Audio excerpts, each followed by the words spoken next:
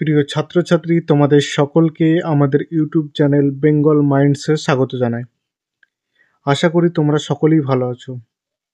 আজকের এই ভিডিও ক্লাসটা আমাদের কাছে গুরুত্বপূর্ণ, কারণ এই ক্লাসগুলো হচ্ছে আমাদের চ্যানেলের প্রথম ক্লাস।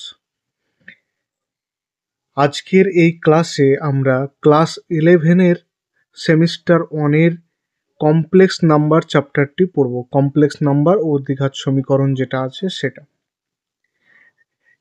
এই ক্লাসের উপর আমাদের এটা 1 নম্বর ক্লাস। আমরা একদম বেসিক থেকে সব কিছু শুরু করব এবং ধীরে ধীরে জটিল বা কমপ্লেক্সের দিকে যাব। ঠিক আছে? দেখো, আমাদের চ্যানেল সম্পর্কে একটু বলে দিই। আমাদের চ্যানেল হচ্ছে বেঙ্গল মাইন্ডস, আমাদের চ্যানেলের নাম। ঠিক আছে?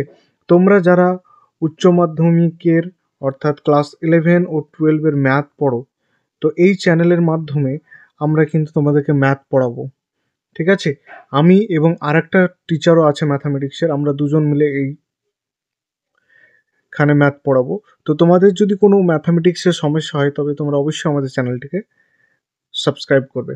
এছাড়া আমাদের টেলিগ্রাম চ্যানেল আছে, তোমরা টেলিগ্রাম চ্যানেলে জয়েন করে থাকবে, কারণ সেখানে আমরা যে ক্লাস পিপিটি নোট সেইগুলো কিন্তু প্রোভাইড করব। ঠিক আছে? দেখো, এই চ্যানেলে আমরা সম্পূর্ণ টপিকের মানে কনসেপ্টটা ক্লিয়ার করাবো, স্টেপ বাই স্টেপ সলিউশন দেব, এক্সাম ট্রিক, পরীক্ষা সংক্রান্ত বিভিন্ন ট্রিক এবং প্র্যাকটিস সেট, বিভিন্ন ধরনের প্রবলেম আমরা কিন্তু এখানে প্র্যাকটিস করাবো। ঠিক আছে? তাহলে চলো শুরু করা যাক। দেখো, কমপ্লেক্স নাম্বার চ্যাপ্টারটি শুরু করার আগে আমরা এই ইউনিটের যে নাম্বার বিভাজন সেটা একবার দেখব। তো আমরা যদি একটু দেখি যে এই টপিকে যে নাম্বার বিভাজন সেটা হচ্ছে, এটা ইউনিট 2 এর মধ্যে পড়ছে। ইউনিট 2 এর মধ্যে এটা আছে। তো ইউনিট 2 যেটা আছে সেটা হচ্ছে অ্যালজেব্রা। এই অ্যালজেব্রা ইউনিট থেকে 15 মার্কের কোশ্চেন আসছে। ঠিক আছে? তো এই যে chapter complex number and কোয়াড্রিক equation, এটা থেকে আসবে 6 মার্কের কোশ্চেন। আমরা কিন্তু এই চ্যাপ্টারটা পড়ছি এখন। আরেকটা চ্যাপ্টার আছে যেটা লিনিয়ার ইনইকুয়ালিটি, সেখান থেকে আসবে 4 মার্কের কোশ্চেন। আরেকটা চ্যাপ্টার 3rd নম্বর, সেটা হচ্ছে পারমুটেশন অ্যান্ড কম্বিনেশন, সেখান থেকে 5 মার্কের কিন্তু কোশ্চেন আসবে। তাহলে এই ইউনিটে সব থেকে বেশি নাম্বার কোশ্চেন হচ্ছে কমপ্লেক্স নাম্বার এবং কোয়াড্রিক ইকুয়েশন থেকে আসবে। ঠিক আছে? তাহলে আমরা আশা করব যে এই চ্যাপ্টারটি খুবই ভালো করে পড়তে এবং স্টেপ বাই স্টেপ পড়বো। প্রথমে বেসিক কিছু জানবো, তারপরে সেই রিলেটেড ম্যাথ সলভ করব, তারপর আস্তে আস্তে আমরা কিন্তু অ্যাডভান্সের দিকে যাব। তো দেখো, তার আগে আমার পরিচয়টা দিয়ে দিই। আমার নাম হচ্ছে সাইনুল মেহনা। ঠিক আছে? আমার কোয়ালিফিকেশন হচ্ছে, আমি ম্যাথামেটিক্স অনার্স করেছি এবং মাস্টার করেছি। আমার বিএড কমপ্লিট এবং আমি ক্লাস 9 থেকে 12 পর্যন্ত ম্যাথ পড়াই। আমার 5 বছরের পড়ানো এক্সপিরিয়েন্স আছে। ঠিক আছে? তো তোমরা নিশ্চিন্তে আমাদের উপর ভরসা করতে পারো। আমরা তোমাদেরকে সঠিক জ্ঞানটাই দেবো এবং সঠিকভাবে গাইড করব কীভাবে উচ্চ মাধ্যমিকে ভালো রেজাল্ট করতে হয় তার জন্য। ঠিক আছে? তাহলে চলো আমরা সরাসরি চ্যাপ্টারের দিকে চলে যাই। দেখো, আমরা আজকে যে চ্যাপ্টারটি পড়ছি সেটা হচ্ছে জটিল সংখ্যা বা কমপ্লেক্স নাম্বার। তো এই জটিল সংখ্যার প্রয়োজন কেন হলো? ঠিক আছে?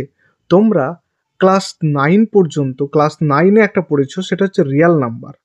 ঠিক আছে? ক্লাস 9-এ যেটা পড়েছো রিয়াল নাম্বারস বা বাস্তব সংখ্যা। তখন আমরা কি জেনেছিলাম যে আমাদের কাছে যত ধরনের সংখ্যা আছে, সবগুলোই কি বাস্তব সংখ্যা,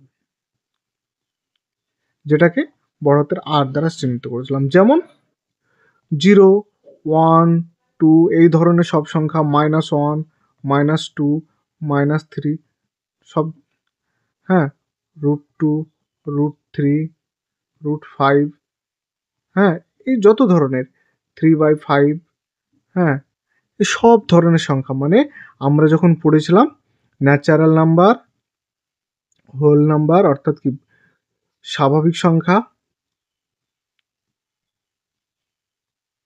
অখণ্ড সংখ্যা, পূর্ণ সংখ্যা,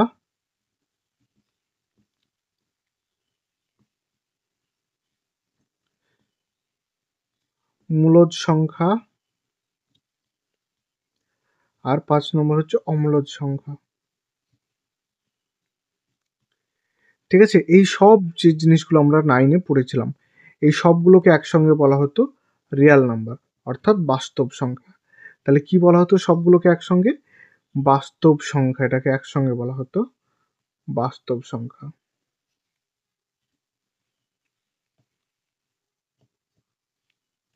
ঠিক আছে, এই সব ধরনের নাম্বারগুলোকে এক জায়গায় বলা হলো বাস্তব সংখ্যা। তো যখন বাস্তব সংখ্যা আমরা পড়ছিলাম তখন আমরা দেখেছিলাম যে আমরা যে কোনো বাস্তব সংখ্যার বর্গ যদি করি সেটা সবসময় পজিটিভ রিয়েল নাম্বার হবে। যে কোনো বাস্তব সংখ্যা, ধরো -x, তার যদি স্কোয়ার করি তাহলে সেটা সবসময় প্লাস হবে। দেখো √3 তার স্কোয়ার করো, কত হবে? 3। -2 তার স্কোয়ার কত? +4। 2 এর স্কোয়ার কত? 4। দেখো এখানে যদি আমরা দেখি তাহলে একটা জিনিস দেখতে পারলাম যে যতগুলো বাস্তব সংখ্যা আছে সমস্ত বাস্তব সংখ্যার বর্গ কি বলতো? পজিটিভ বাস্তব সংখ্যা, পজিটিভ মানে প্লাস, নেগেটিভ হবে না কিন্তু। ঠিক আছে, আমরা রিয়েল নাম্বার বা বাস্তব সংখ্যা যে কোনো বাস্তব সংখ্যা নেই, রুটের মধ্যে নেই, নেগেটিভে নেই বা পজিটিভে নেই, যদি তাদের বর্গ করি তাহলে সেই বর্গটা সব সময়তে কি হবে? পজিটিভ বাস্তব সংখ্যা হচ্ছে। ঠিক আছে, এই কনসেপ্টটা কিন্তু আমাদের ছিল যে রিয়েল নাম্বারের ক্ষেত্রে আমরা যে কোনো সংখ্যার যদি আমরা স্কোয়ার করি তাহলে আমরা কি পাবো? যে পজিটিভ রিয়েল নাম্বার পাবো। কিন্তু যখন আমরা x² + 1 = 0 এই ধরনের মানে সমীকরণের সমাধান করতে যাচ্ছি তখন আমরা কিন্তু এই রুটটা কি পাচ্ছি? দেখো x² + 1টাকে ওই দিকে নিয়ে গেলে -1 হয়ে যাচ্ছে। তাহলে এটা কিন্তু রিয়েল নাম্বারে বিলং করছে না। তার কারণ x যদি রিয়েল নাম্বার হয় তার বর্গ কখনো মাইনাস হবে না। ঠিক আছে, তার বর্গ কিন্তু মাইনাস হবে না, কিন্তু এখানে দেখছি যে তার বর্গটা কিন্তু মাইনাস হচ্ছে। ঠিক আছে, তো এখানে যখন দেখছি তার বর্গটা কিন্তু মাইনাস হচ্ছে, তাহলে আমাদের মাথায় এখন খেয়াল আসলো যে নিশ্চয় এই রিয়েল নাম্বারের মধ্যে এই সমীকরণের সমাধান করা সম্ভব নয়। ঠিক আছে, তখন আমাদের কাছে একটা ইউনিট করলাম, ইমাজিনারি ইউনিট, সেটা হচ্ছে যে x = কি বেরোলো? √(-1). ঠিক আছে, তখন আমরা এই √(-1)কে i ধরে নিলাম। কি ধরে নিলাম? i। ঠিক আছে, আর এটার নাম দিলাম ইমাজিনারি ইউনিট।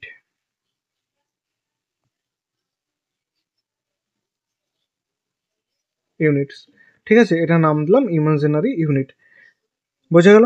তাহলে আমরা এখান থেকে কি পেলাম? যে আমরা পেলাম যে i সমান হচ্ছে -√(1). ঠিক আছে, আর এটাকে বলা হয় আয়োটা, এটাকে বলা হচ্ছে আয়োটা। বোঝা গেল? এটাকে বলা হচ্ছে আয়োটা। তাহলে আয়োটা মানে হচ্ছে i √(= সমান কি? √(-1).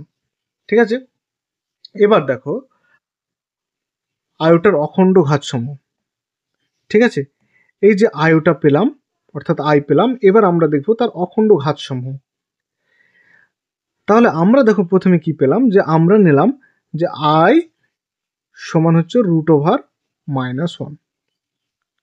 ক্লিয়ার? তাহলে i সমান কি হচ্ছে? √(-1). এখন যদি আমরা i এর স্কোয়ার করি তাহলে কি পাবো? দেখো এখন যদি আমরা i এর স্কোয়ার করি তাহলে কি পাবো? √(-1) তার স্কোয়ার। তাহলে এখান থেকে কি পাচ্ছি? -1। বোঝা গেল? যদি i এর কিউব করি আমরা, এখানে যদি i এর কিউব করি তাহলে কি পাচ্ছি? দেখো i² * i, সূচকের নিয়ম অনুযায়ী। এখানে দেখো i এর স্কোয়ার মান কত? -1 * i।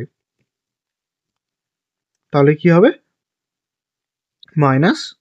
-i। বোঝা গেল? আবার i এর যদি i⁴ করি তাহলে আমরা কি পাবো? তাহলে আমরা পাবো i এর স্কোয়ার তার স্কোয়ার। তাহলে দেখো i এর স্কোয়ারের মান কত? -1 তার স্কোয়ার, তাহলে -1 এর স্কোয়ার +1। ঠিক আছে, দেখো যদি i⁵ করি তাহলে এখানে কি পাচ্ছি? যে i⁴ * i।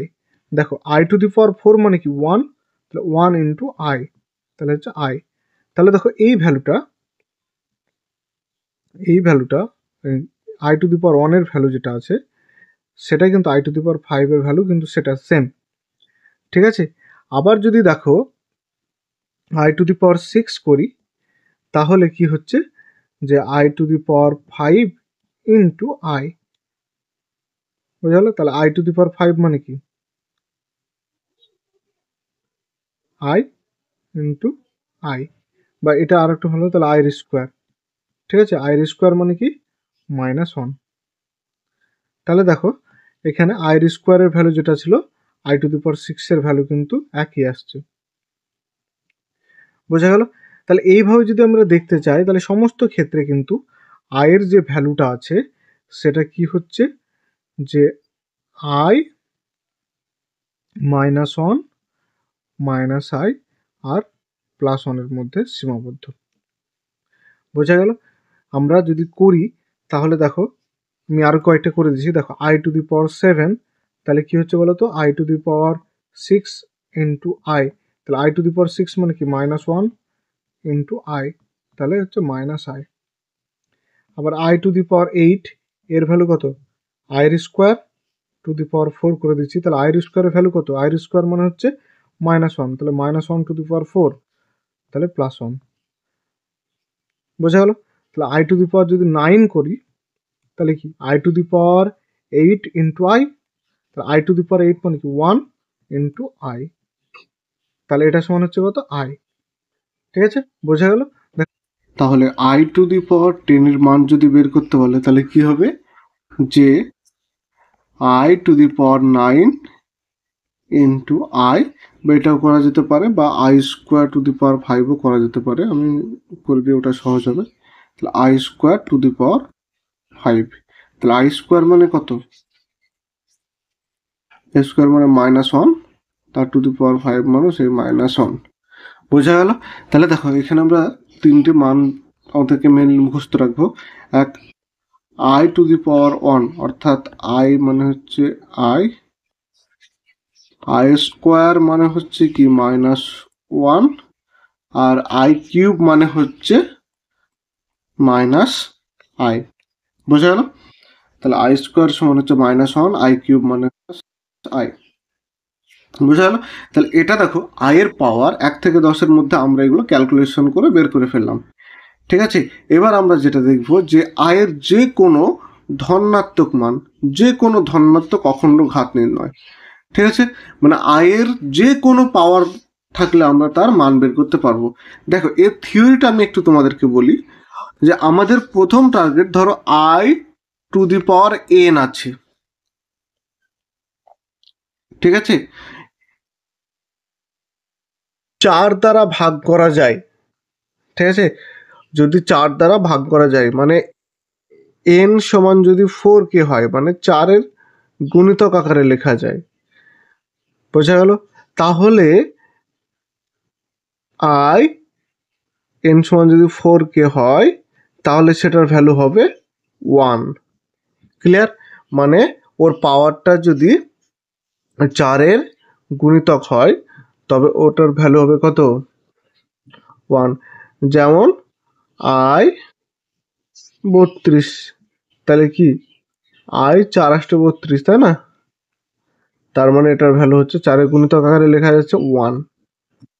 ঠিক আছে, এবার বিষয়টা হচ্ছে এমন কোনো সংখ্যা আছে n, ঠিক আছে, ধরো nটা এমন কোনো সংখ্যা আছে যেটা 4-এর গুণিতক নয়, তাহলে কি 4 দিয়ে ভাগ করলে 4k প্লাস আর হচ্ছে কি ভাগশেষ, তাই তো? তাহলে আই সমান 4k প্লাস আর। দেখো আর যেহেতু ভাগশেষ তাহলে আর এর ভ্যালু কি হবে, 4-এর থেকে ছোট হয়, তাহলে কি আর সমান কি হবে, একবার 0 1 2 3, তাহলে দেখো 0 মানেই তো এটা, তাই তো? যেখানে আর এর ভ্যালু 0 সেখানে তো সম্পূর্ণভাবে বিভাজ্য, তাহলে আমি যদি এখানে দেখি 1 2 3, ক্লিয়ার? তাহলে যদি এখানে আই এর পাওয়ার এমন কিছু আছে যেটা 4k প্লাস 1, তাহলে তার ভ্যালু হবে কত, আই, বোঝা গেল? তাহলে আই এর ভ্যালু এমন কিছু আছে যার পাওয়ার 4k প্লাস 1 আকারে লেখা যাবে 1, সেখানে আই এর ভ্যালু হচ্ছে কত, আই হবে, বোঝা গেল? যদি I to the power 4k plus 2 এই আকারে লেখা যায়, তাহলে দেখো আয়ের ভ্যালু আই স্কোয়ারের মানে ওই হিসাবে যাচ্ছে, তার মানে এটা কী হবে -1, ঠিক আছে। তাহলে এটা সমান হচ্ছে -1। যদি আয়ের ভ্যালু 4k প্লাস 3, তাহলে আয়ের ভ্যালু কত, আই কিউবের যে ভ্যালু -1 ইন্টু আই, তাহলে হচ্ছে কত -i। বোঝা গেল? তাহলে যদি পাওয়ার এমন কোন থাকে যাকে 4 দিয়ে ভাগ করলে ভাগশেষ যদি আমি 1 পাই, তাহলে ওর ভ্যালু হবে আই। ভাগশেষ যদি 2 পাই তাহলে ওর ভ্যালু হবে কত, 1 -1। ভাগশেষ যদি 3 পাই তাহলে ওর ভ্যালু হবে -i, ঠিক আছে। আর যদি ভাগশেষ 0 পাই তাহলে 1 হয়ে যাবে। বোঝা গেল? আশা করি ব্যাপারটা বুঝতে পেরেছো তোমরা। এবার আমরা কয়েকটা অঙ্ক সলিউশন করি, তাহলে দেখো এটা আমাদের ক্লিয়ার হয়ে যাবে। দেখো এখানে তোমাদেরকে বলা হয়েছে i টু দি পাওয়ার 49 এর মান কত। তাহলে আমি কি করব, i টু দি পাওয়ার 49 কে ভাঙবো। তাহলে 49কে 4 দিয়ে ভাগ করব, তাহলে কত হচ্ছে বলো তো, 4 দিয়ে 4 8 32, 4 9 36, তাই না। তাহলে 4 11 44, 4 12 48। তাহলে আমি যদি যাই তাহলে 4 ইন্টু 12 প্লাস কত 1 হচ্ছে। তাহলে আমি কি বললাম যে যদি ভাগশেষ 1 হয় তাহলে সেক্ষেত্রে কি ভ্যালু হচ্ছে, ভাগশেষ 1 হলে ভ্যালু হবে আই। তাহলে এর বোঝা গেল একদম, বুঝতে পেরেছো তো? নেক্সট যে অঙ্কটা বলছে i টু দি পাওয়ার 102 এর মান কত, 102। তাহলে i টু দি পাওয়ার 102 4 দ্বারা ভাগ করব প্রথমে। তাহলে 102কে যদি দ্বারা ভাগ করি তাহলে কত হচ্ছে, 4 25 100, তাই না। তাহলে i স্কোয়ার 4 ইন্টু 25, 4 25 100 প্লাস 2। তাহলে এর ভাগশেষ কত দাঁড়াচ্ছে, 2। তাহলে ভাগশেষ 2 থাকলে মান কত হবে বলেছিলাম, -1, -1, ঠিক আছে। আশা করি ব্যাপারটা বুঝতে পেরেছো সকলে। একদম সিম্পল জিনিস শেখাচ্ছি। তাহলে এইরকম ভাবে তোমাদেরকে যত কিছু মান বের করতে বলবে সব কিন্তু তোমরা পারবে। এখানে আছে i টু দি পাওয়ার 148, এটা করে নেবে। দেখো এখানে i টু দি পাওয়ার -45 আছে, তাহলে এটা কি করে করবে দেখিয়ে দিচ্ছি। দেখো এটা করার জন্য তুমি কি করবে, i টু দি পাওয়ার -45, তাহলে এটাকে নর্মালি ভেঙে নাও, 1/i টু দি পাওয়ার 45 হবে। তাহলে কত হচ্ছে, 4 11 44। তাহলে এটা 1/11 প্লাস 1, তাহলে 4 1, তাহলে এটা কত i, তাহলে 1/i বা i টু দি পাওয়ার -1, যেটা ইচ্ছা লিখে দিতে পারো, কোনো অসুবিধা নেই।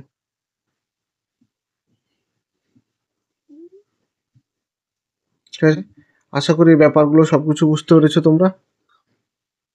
ঠিক আছে, দেখো তোমাদেরকে আমি কিছু হোমওয়ার্ক দিচ্ছি, সেই হোমওয়ার্কগুলো কিন্তু তোমরা করে নেবে। দেখো হোমওয়ার্ক, এই যে মান নির্ণয় করো ABCDEF, এই হোমওয়ার্কগুলো কিন্তু বাড়িতে করে নেবে, প্র্যাকটিস করে নেবে। যদি কোনো সমস্যা হয় আমাদের টেলিগ্রাম চ্যানেলে আমাদেরকে SMS করতে পারো। ঠিক আছে, দেখো এবার আমরা চলে যাব কমপ্লেক্স নাম্বারের ডেফিনেশন। কমপ্লেক্স নাম্বারের ডেফিনেশনে চলে যাব। দেখো কি বলছে যে ডেফিনেশন, এবার আমরা আয়ুটা যেহেতু দেখলাম একটা ইমাজিনারি ইউনিট, এবার কমপ্লেক্স নাম্বার কাকে বলে সেটা যাব। কি বলছে, একটি জটিল সংখ্যা z হলো দুটি বাস্তব সংখ্যা a এবং b এর এমন ক্রোমোজোগল বা অর্ডার পেয়ার যা নিম্নলিখিত শর্ত 1 এবং দুটি সূত্র 2 এবং 3 মেনে চলে। ঠিক আছে, মানে আমরা কোনো রিয়াল নাম্বারের বা বাস্তব সংখ্যার দুটি একে ক্রোমোজোগল দুটি একে যদি একটি ক্রোমোজোগল তৈরি করি তাহলে তাকে আমরা কমপ্লেক্স নাম্বার বলবো। কখন? যখন এই সূত্রটা মানে এই শর্ত এবং দুটি সূত্র মেনে চলবে। শর্তটা হচ্ছে কি, যদি a, b সমান c, d দুটো সমান হয় তাহলে এখানে কি হচ্ছে যে a সমান c আর b সমান d হবে। ঠিক আছে, আর যদি a plus b ab plus cd হয় তাহলে a plus c b plus d হবে। ঠিক আছে, আর যদি ab ইন্টু cd হয় তাহলে এখান থেকে ac মাইনাস bd আর ad প্লাস bc। ঠিক আছে, এইগুলো হবে। তাহলে এটা হচ্ছে আমাদের ডেফিনেশন। একটা ক্রোমোজোগল বাস্তব সংখ্যার দুটি বাস্তব সংখ্যার ক্রোমোজোগলকে আমরা কমপ্লেক্স নাম্বার বলি। ঠিক আছে, এবার আমরা দেখব যে জটিল সংখ্যা সাধারণ আকারটা। এই যে তোমাকে বলা হলো ক্রোমোজোগল,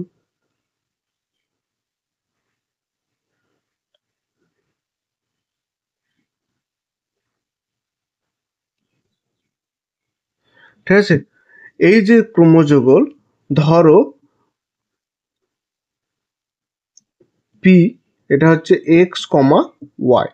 ঠিক আছে, এটা হচ্ছে এক্স অ্যাক্সিস আর এটা হচ্ছে ওয়াই অ্যাক্সিস, এটা হচ্ছে মূল বিন্দু। এটাকে বলা একটা আর্গান প্লেন, একটা আর্গান প্লেন নিলাম। ঠিক আছে, এটাকে বলা হচ্ছে বাস্তব আর এটাকে হচ্ছে কাল্পনিক। দেখো, এইটা যদি এদের মধ্যে দূরত্ব হয়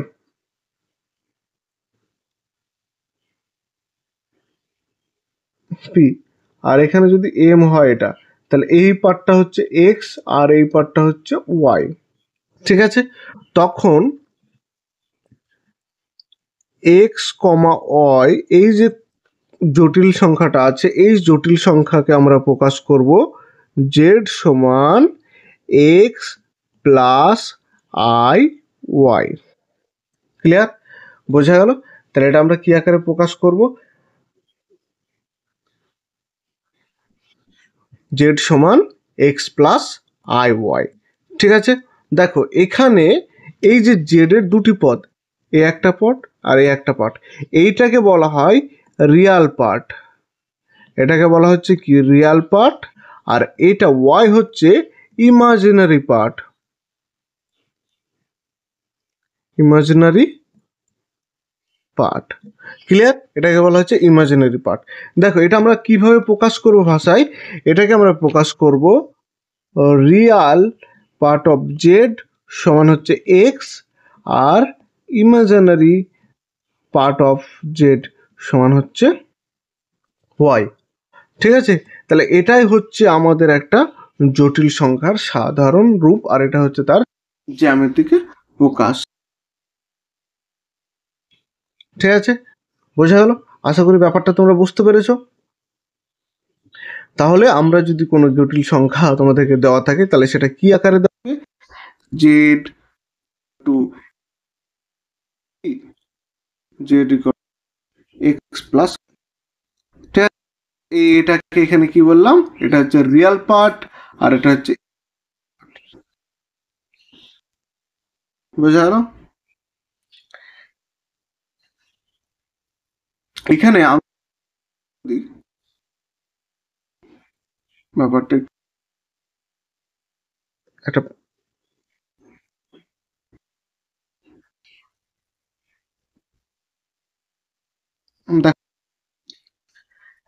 একটা অংশ নিলাম এখানে, যে এক নম্বর হচ্ছে Z equal to 5 plus 3i, তাহলে এর রিয়াল পার্টটা কি, বা ইমাজিনারি পার্টটা কি? তাহলে রিয়াল পার্ট অফ জেড এটা সমান হচ্ছে 5 আর ইমাজিনারি পার্ট অফ জেড এটা সমান হচ্ছে 3। বোঝা গেল? ক্লিয়ার?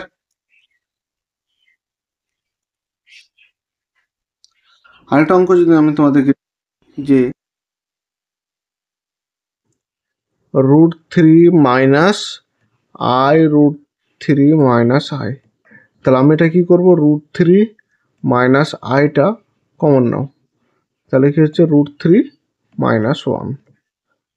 তাহলে রিয়াল পার্ট অফ জেড যেটা এখানে আছে সেটা হচ্ছে কি √3, আর ইমাজিনারি পার্ট অফ জেড সেটা হচ্ছে কি মাইনাস √3 মাইনাস 1। ঠিক আছে, বোঝা গেল? এইভাবে কিন্তু কোন এবং ইমাজিনারি পার্টগুলো বের করব। দেখো এবার আমরা যেটা পড়ব, যে সমতা, জটিল সংখ্যার সমতা। দেখো তোমাদেরকে যদি দুটি জটিল সংখ্যা, একটা z1 equal to x1 plus i y1, আর একটা z2 সমান x2 প্লাস i y2 দেওয়া, এটা কিন্তু দেওয়া হলে z1 সমান z2 কখন হবে? তাহলে z1 সমান z2 হবে যখন x1 সমান x2 হবে, মানে এর যে রিয়াল পার্ট আর এই রিয়াল পার্টগুলো সমান হবে, আর এবং y1 মাইনাস y2, অর্থাৎ ইমাজিনারি পার্টগুলো সমান হবে। ঠিক আছে, তাহলে কি দাঁড়ালো আলটিমেটলি, অর্থাৎ Real part of z1 equal to Real part of z2, যদি এই দুটো সমান হয়, এবং imaginary part of z1 equal to imaginary part of z2, এই দুটো যদি সমান হয়। অর্থাৎ দুটি কমপ্লেক্স নাম্বার বা জটিল সংখ্যার সমান কখন হবে? যখন তাদের রিয়াল পার্ট দুটো এবং ইমাজিনারি পার্ট দুটো পরস্পর সমান হবে। ঠিক আছে, তখন তাদেরকে আমরা বলবো যে কমপ্লেক্স নাম্বার দুটি সমান। ঠিক আছে, দেখো এটা আমরা কয়েকটা অঙ্কগুলো দেখি, বোঝা গেল? দেখো এখানে দেওয়া আছে, এখানে একটা অঙ্ক দেওয়া আছে এখানে যে এক্স কমা ওয়াই বাস্তব এবং X plus I Y equal to minus I minus 2 plus 3i হলে এক্স মাইনাস ওয়াই কত হবে, সরি এক্স কমা ওয়াই সমান কত হবে? তাহলে দেখো আমরা কি করব, এখানে আমরা করব কি, যে এক্স প্লাস আই ওয়াই যেটা দেওয়া আছে সেটা equal to minus I minus 2 plus 3i, এটা কিন্তু লিখে নিলাম। বা এক্স প্লাস আই ওয়াই, এই পার্টটা যেরকম আছে সেরকম রেখে দিলাম। তাহলে দেখো এবার গুণ করে দেবো, তাহলে মাইনাসে মাইনাসে প্লাস 2i, প্লাসে মাইনাসে মাইনাস 3i স্কোয়ার, তাহলে 2i মাইনাস 3i স্কোয়ারের মান কত, -1। তাহলে দেখো মাইনাস মাইনাসে প্লাস 3 প্রথমে লিখলাম প্লাস 2i, তো এটা হতো এক্স প্লাস আই ওয়াই। তাহলে সমতা বিধান করে কি পাবো, তাহলে সমতা করে পাবো এক্স সমান 3 আর ওয়াই এবং ওয়াই সমান পাবো কত, ওয়াই সমান হচ্ছে 2। তাহলে অ্যাকচুয়ালি এক্স কমা ওয়াই এর ভ্যালু কোনটা হচ্ছে 3,2। ঠিক আছে, তাহলে অপশান বি হচ্ছে এখানে সঠিক উত্তর, 3,2। ঠিক আছে, বোঝা গেল? দেখো নেক্সট একটা অঙ্ক দেখো, যেখানে বলা হয়েছে, কি বলেছে, যে একই রকম কিন্তু এখানে বলেছে এক্স প্লাস আই ওয়াই সমান 2 মাইনাস 3 হলে এক্স কমা ওয়াই এর মান কত? এটা সোজা অঙ্ক একদম। দেখো কি হবে এখানে, যে এক্স প্লাস আই ওয়াই সমান 2 মাইনাস 3i, তাহলে অতএব সমতা বিধান করে কি পাবো, এক্স সমান 2 পাবো আর ওয়াই সমান কি পাবো, -3। তাহলে এটা কি হচ্ছে 2, -3। তাহলে অপশন ডি হচ্ছে এটার সঠিক উত্তর। বোঝা গেল? ক্লিয়ার? তো ঠিক আছে, আশা করি তোমরা বুঝতে পেরেছো। তাহলে এই যে ভিডিওটায় আমরা দেখলাম সেটা হচ্ছে কি দেখলাম, যে প্রথমে আমরা দেখলাম কমপ্লেক্স নাম্বার কেন প্রয়োজন হলো আমাদের, এরপর আমরা ইমাজিনারি ইউনিট বা আয়োটা কী জিনিস সেই সম্পর্কে জানলাম, এবং তারপরে আয়োটার যে কোনো অখণ্ড ঘাতের জন্য মান বের করাগুলো শিখলাম, ঠিক আছে। এবং তারপরে আমরা কিন্তু কমপ্লেক্স নাম্বার কাকে বলে এবং কমপ্লেক্স নাম্বারের যে সাধারণ রূপ এবং যে জ্যামিতিক প্রকাশ সেটা কিন্তু একটু পড়লাম, ঠিক আছে। তাহলে এটা পড়ার পর আমরা কি করলাম, যে ওর সমতা বিধান অনুযায়ী কয়েকটা অঙ্ক করলাম। তো আজকের ভিডিওটা এই পর্যন্তই। তো ভিডিওটি ভালো লাগলে অবশ্যই আমাদের চ্যানেলটিকে সাবস্ক্রাইব করবে, ঠিক আছে। পরবর্তী ভিডিও আমাদের চ্যানেলে আসবে, তোমরা যদি আমাদের সাথে ম্যাথ শিখতে চাও অবশ্যই আমাদের চ্যানেলটিকে সাবস্ক্রাইব করবে। তো আবারও ভিডিওটি শেষ পর্যন্ত দেখার জন্য তোমাদেরকে অসংখ্য ধন্যবাদ।